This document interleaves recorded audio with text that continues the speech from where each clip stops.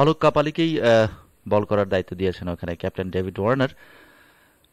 Comilla Victorian ৪৪ wicket হারিয়ে এই মুহূর্তে লক্ষ্যমাত্রা ৬৯।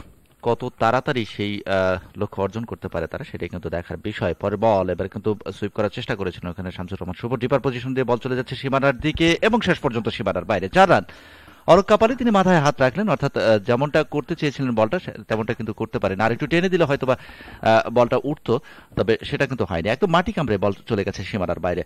4টি রান এলো ওখানে শামসুর রহমান শুভর ব্যাট থেকে। দলীয় সংগ্রহ 46।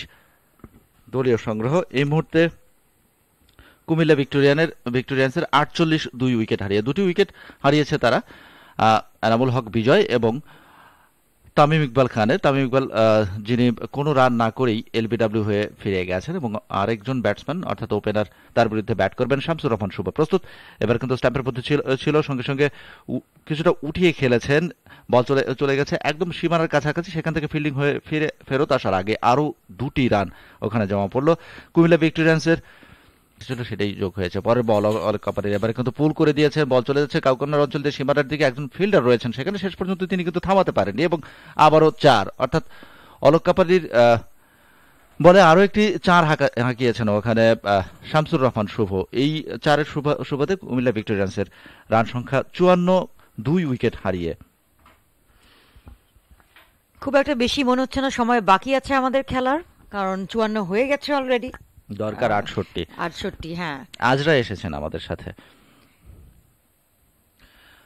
খেলাটা জমে উঠবে ভেবেছিলাম, আসলে এক্সপেক্টও করছিলাম যে আসলে সিলেট হয়তো বা হোম গ্রাউন্ডে খেলে অনেক দুর্দান্ত খেলা আমাদেরকে উপহার দিবে, কিন্তু সেটা আসলে আমরা পাইনি। পরে বল এবারে কিন্তু পুশ করেছেন ওখানে মিডনে, ফিলিং হয়ে গেল, কোনো রান নয়। স্বাচ্ছন্দ্যে খেলছেন, অনেকটাই স্বাচ্ছন্দ্যে খেলছেন এখন। প্রথম যে শেকি ভাবটা ছিল কুমিল্লা ভিক্টোরিয়ান্সের ব্যাটসম্যানদের মধ্যে সেটা কিন্তু কাটিয়ে উঠেছেন। অর্থাৎ 0 রানে প্রথম উইকেট, তারপরে 10 রানে দ্বিতীয় উইকেট তামিম ইকবাল, তারপরে ইমরুল কায়েস এবং এই দুই শামসুর রহমান শুভ তারা কিন্তু খেলে চলেছেন। পরে বল আলতো করে ড্রাইভ করেছেন, ওখানে লাফিয়েছিলেন অলোক কাপালি, তিনি বলের গতি রোধ করতে পারেনি। বল চলে যায় লক্ষ্যমাত্রা 69, সেই লক্ষ্যে পরের বল এবার কিন্তু অনেকটাই ঝুলিয়ে দিয়েছিলেন, ড্রাইভ করেছেন কাভারের দিকে। বল চলে যাচ্ছে ডিপার পজিশনে, সেখানে ফিল্ডিং হয়ে ফেরার আগে দেখা যাক, বল করার জন্য দৌড় শুরু করেছেন, দেখা যাক তিনি কি করতে পারেন। পরে বল এবার কিন্তু ফুলার লেন্থের কিছুটা ছিল, সঙ্গে সঙ্গে ড্রাইভ করে দিয়েছেন, বোলার্স ব্যাক ড্রাইভ, ওখানে 2 জন আলামিন মিস করেছেন। তারপরে এবং শেষ পর্যন্ত বল গড়িয়ে সীমানা পার, 4 রান।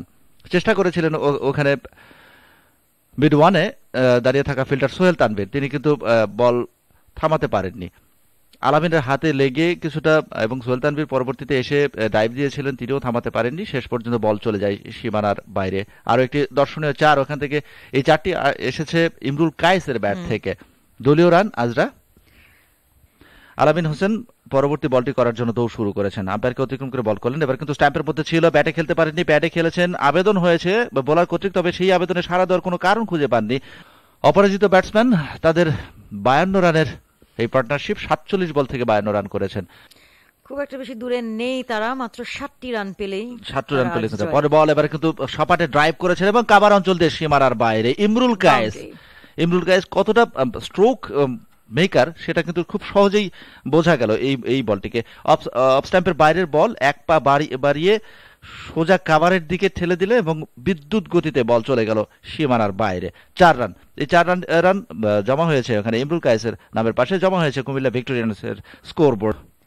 শামসুর রহমান শুভ তাদের ইনিংস মেরামতের কাজ শুরু করে দিয়েছেন। পরে বল এবার কিন্তু আস্তে করে ঘুরিয়ে দিয়েছেন, বল চলে গেছিল লগ লেগ অঞ্চলে, সেখান থেকে ফেরত পাঠানোর আগে আরো একটি রান। শেষ ওভারই বলবো ইনিংসের, কারণ 2 রান, 6 বলে 2 রান আসতেই পারে, আসাটা কিন্তু অস্বাভাবিক কিছু না। সেক্ষেত্রে সেটা যদি হয়ে যায় আর কোনো উইকেট না হারায়, তাহলে কিন্তু কুমিল্লা ভিক্টোরিয়ান্স 8 উইকেটে এই ম্যাচ জিতে নেবে।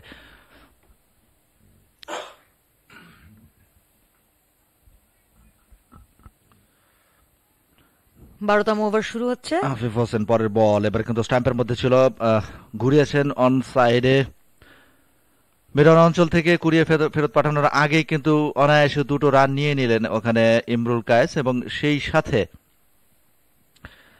সাথে কুমিল্লা ভিক্টোরিয়ান্সের জয় নিশ্চিত হলো 8 উইকেটের, অর্থাৎ এই ম্যাচ তারা জিতে নিয়েছে 8 উইকেটে। সিলেট সিক্সার্স 8 উইকেটে পরাজিত হলো হোম ভেন্যুতে, অর্থাৎ সিলেটে সিলেট সিক্সার্স আজ তাদের প্রথম ম্যাচে, সিলেট পর্বে প্রথম ম্যাচে ব্যাট করতে নেমে সবকটি উইকেট হারিয়ে মাত্র 68 রানে তাদের ইনিংস গুটিয়ে ফেলে এবং 69 রানের লক্ষ্যমাত্রায় খেলতে নেমে 2 উইকেট হারিয়ে জয় তুলে নেয় ওখানে কুমিল্লা ভিক্টোরিয়ান্স।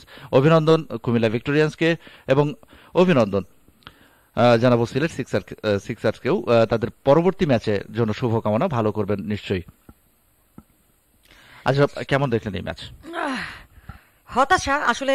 দিনটা শুরু করেছিলাম আশা করে যে খুলনা টাইটান্স জিতবে, সেই সাথে সিলেট সিক্সার্সও জিতবে, কিন্তু খুলনা টাইটান্সের জায়গাটা থেকে তারা সফল হলেও সিলেট সিক্সার্স হোম গ্রাউন্ডে গিয়ে দুর্দান্ত কোনো এক খেলা দেখবো আমরা, বা দুর্দান্ত খেলার একটা উদাহরণ দেখবো আমরা, সেই জায়গাটা থেকে আসলে একেবারেই হতাশা খানিকটা। But Comilla Victorians played well, তো সেই ক্ষেত্রে